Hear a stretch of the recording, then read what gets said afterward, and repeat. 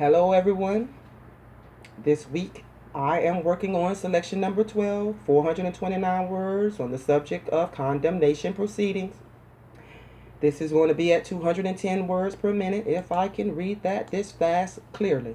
And I'm going to do the best I can. So please,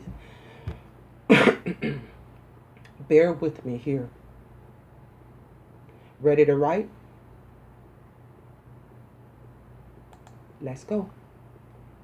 If the issue in this case is the constitutionality of the statutory provision made for taking the property, its constitutionality seems clear. If, as I assume to be the case, the issue is the constitutionality, sufficiency of the statutory 10-day notice by publication of the hearing to assess the compensation for the land taken, I consider such a provision to be within the constitutional discretion of the lawmaking body of the state. In weighing the due process of condemnation procedure, some reasonable balance must be struck between the needs of the public to acquire the property and the opportunity for a hearing as to the compensation to be paid for the property. Just compensation is constitutionally necessary, but the length and kind of notice of the proceeding to determine such compensation is largely a matter of legislative discretion. The minimum notice required by this statute may seem to some to be inadequate or undesirably short, but it was satisfactory to the lawmakers of Kansas. It also has been upheld by the Supreme Court of Kansas and the United States Court of Appeals for the 10th Circuit. To prescribe it as violative of the federal Constitution fails to allow adequate scope to local legislative discretion. Accordingly, while not passing upon the desirability of the statutory requirement before us,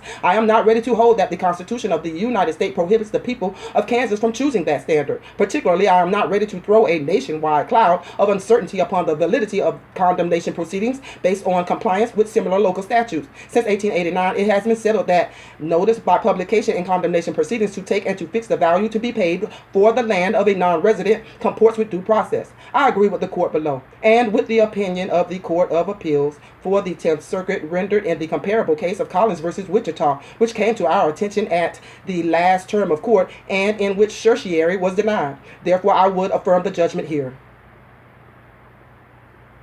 And that's certiorari. CERTIORAI. Certiorari. Thank you so much for coming. I've got 2 more videos left. 220 and 230. Hope to see you there.